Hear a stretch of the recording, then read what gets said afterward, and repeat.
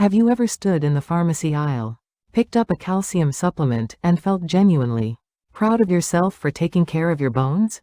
Most of us have. Calcium supplements are one of the most widely purchased nutritional products in the world, and for good reason. Osteoporosis is a serious, often silent condition that affects millions of people globally. Doctors have recommended calcium supplementation for decades.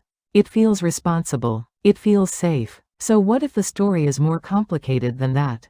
What if the calcium tablet you swallow every morning for your bones is simultaneously doing something unexpected elsewhere in your body? That is the question at the heart of today's video. And by the time we are done, you will have a much clearer picture of what the science actually says and, more importantly, what to do about it. Let's start with the bone problem itself, because it is real. And it deserves to be taken seriously. Osteoporosis causes bones to become porous and fragile, dramatically increasing fracture risk. The consequences of a fracture in older age are not just physical inconvenience. Hip fractures in particular are associated with significant loss of independence, and, in some cases, increased mortality risk within the year following the injury. Given these stakes, it made intuitive sense for the medical community to push calcium supplementation hard. Fill the gap, strengthen the bones, prevent the fracture. Simple, logical, well-intentioned. And yet, starting around 2010, a series of large clinical analyses began to raise uncomfortable questions. A major meta-analysis published that year found that calcium supplements taken without co-administered vitamin D were associated with a statistically significant increased risk of myocardial infarction. Then in 2021, a comprehensive meta-analysis combining data from 13 randomized, double-blind, placebo-controlled trials involving nearly 29,000 participants found that calcium supplementation was associated with approximately a 15% increase in cardiovascular disease risk and about a 16% increase in coronary heart disease risk, specifically in healthy postmenopausal women. These are not fringe findings from obscure journals. These are rigorous, peer-reviewed analyses, published in mainstream medical literature. Now, to be fair, the scientific community is not in full agreement on this. Some analyses have found no statistically significant association between calcium supplementation and cardiovascular risk. The debate continues, and no definitive consensus exists. But here is the point worth sitting with. The very existence of this serious scientific debate should prompt every person taking high-dose calcium supplements to ask whether they are doing so as carefully and intelligently as possible. So what is the biological mechanism that might explain this concern? When you eat a calcium-rich food like yogurt or sardines, the calcium is released gradually during digestion and absorbed slowly over several hours. Your blood calcium level rises gently, and your body's regulatory systems keep everything within a tight, safe range. When you swallow a 1000 mg calcium tablet, something very different happens. A large amount of calcium floods your bloodstream relatively quickly, temporarily, pushing blood calcium levels higher than food ever would. This is sometimes called a calcium spike. Research suggests that repeated calcium spikes of this kind may contribute to a process called vascular calcification, in which calcium crystals are deposited into the walls of blood vessels, causing them to stiffen and lose elasticity. Stiffened arterial walls raise blood pressure, accelerate atherosclerosis progression, and can increase the risk of serious cardiovascular events. Elevated blood calcium also appears to activate clotting factors, which adds another potential pathway to cardiovascular risk. Multiple prospective cohort studies have found that dietary calcium intake is not associated with increased cardiovascular risk, while supplemental calcium is. That contrast strongly points to the delivery mechanism, specifically the rapid calcium spike, as the key variable. This is where the story gets genuinely interesting, because there is a nutrient that sits right at the intersection of bone health and vascular health, and most people have never heard of it. That nutrient is vitamin K2. Inside your blood vessel walls, there is a protein called matrix GLA protein, or MGP. This protein acts as a powerful natural inhibitor of vascular calcification. When MGP is active and functioning properly, it binds to calcium crystals and prevents them from accumulating in arterial walls.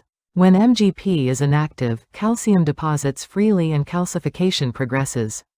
The critical detail is this MGP requires vitamin K2 to become activated. Without sufficient K2, MGP remains in its inactive form, unable to do its job. And calcium accumulates where you do not want it. A large cohort study following over 4,800 healthy adults, aged 55 and older, found that those with the highest dietary intake of vitamin K2, at least 32 micrograms per day, had approximately 50% lower risk of cardiovascular mortality related to arterial calcification and about 25% lower all-cause mortality compared to those with the lowest intake. A separate analysis following 16,000 healthy women for 8 years found that for every additional 10 micrograms of dietary vitamin K2 consumed daily, coronary heart disease risk was reduced by approximately 9%. These are observational studies, so direct causation cannot be concluded. But the biological mechanism and the epidemiological data point in the same direction, which makes this connection worth taking seriously. So where do you find vitamin K2? The single richest source is natto, a traditional Japanese food made from fermented soybeans. Natto contains extraordinary amounts of vitamin K2 in the form known as MK7. Just a small serving provides far more than the estimated daily need. If natto is not a regular part of your diet, other sources include certain aged cheeses, egg yolks, butter from grass-fed animals, and chicken liver. However, none of these come close to natto in terms of K2 concentration. This is why K2 supplementation has become increasingly popular, and why combination supplements containing calcium, vitamin D3, and vitamin K2 MK7 are now available in most health food stores. It is essential to be clear about one thing before we go further. None of this means calcium is bad, or that you should stop taking your calcium supplement tomorrow. Calcium is an essential mineral and adequate intake genuinely matters for bone health. The point is not that calcium supplementation is universally harmful. The point is that taking high-dose calcium supplements carelessly, without the cofactors that help manage where that calcium goes in your body, may carry risks that outweigh the benefits for some people. The goal is to supplement smarter, not to abandon calcium entirely. Here is what the evidence suggests in terms of practical guidance. First, if you take calcium supplements, split your dose. Your body can only effectively absorb around 500 milligrams of calcium at a time. Taking more than that in a single dose simply means more unabsorbed calcium flooding your blood at once. If your target is 1,000 milligrams of supplemental calcium daily, take 500 milligrams with breakfast and 500 milligrams with dinner. This simple change substantially reduces the calcium spike effect. Second, pay attention to the form of calcium you are taking. Calcium carbonate is the most common and least expensive form, but it requires stomach acid to dissolve properly, which means it must be taken with food. Taking calcium carbonate on an empty stomach dramatically reduces absorption and increases the likelihood of side effects, including constipation, gas, and bloating. Calcium citrate, while more expensive, is better absorbed with or without food and tends to cause fewer gastrointestinal issues. For older adults whose stomach acid production naturally declines with age, calcium citrate is often the more sensible choice. Meta-analysis data suggest calcium citrate has roughly 22 to 27% greater bioavailability than calcium carbonate. Third, and most importantly, think of calcium, vitamin D, and vitamin K2 as a team. Vitamin D promotes calcium absorption in the intestine. Without adequate vitamin D, much of your supplemental calcium simply passes through unused. Vitamin K2 then directs the absorbed calcium toward bone and away from soft tissues like arterial walls. Taking calcium without vitamin D is inefficient. Taking calcium with vitamin D but without K2 may mean that well-absorbed calcium has no guidance system telling it where to go.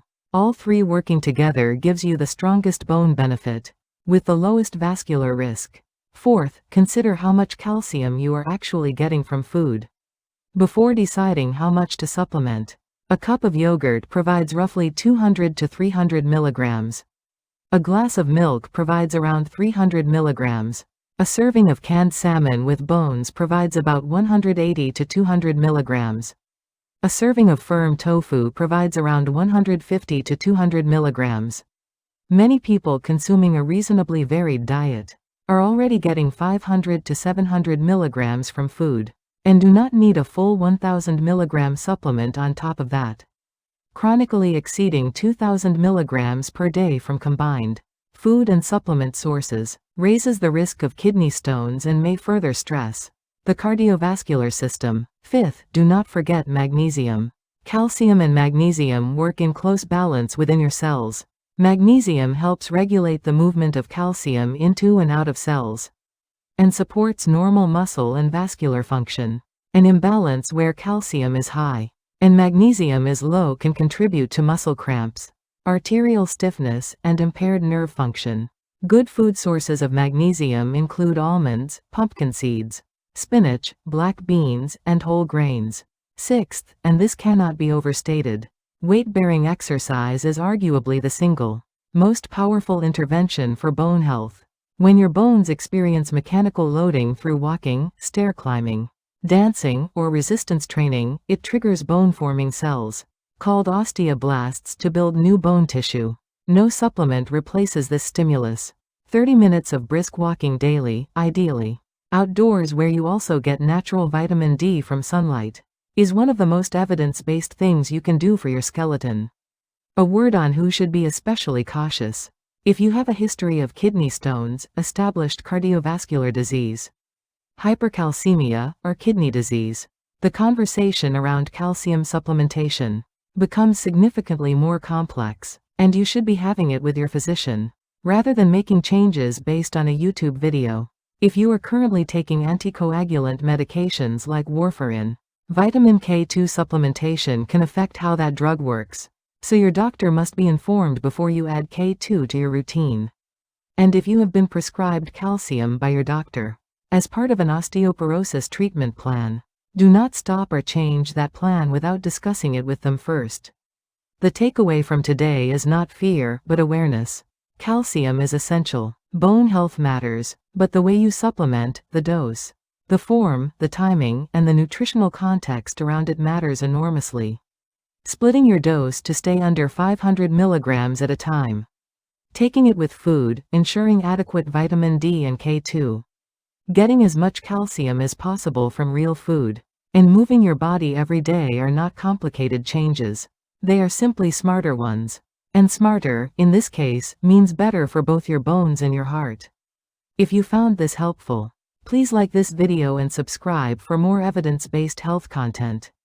Leave a comment below letting us know how you currently manage your calcium intake. We read every one. See you in the next video.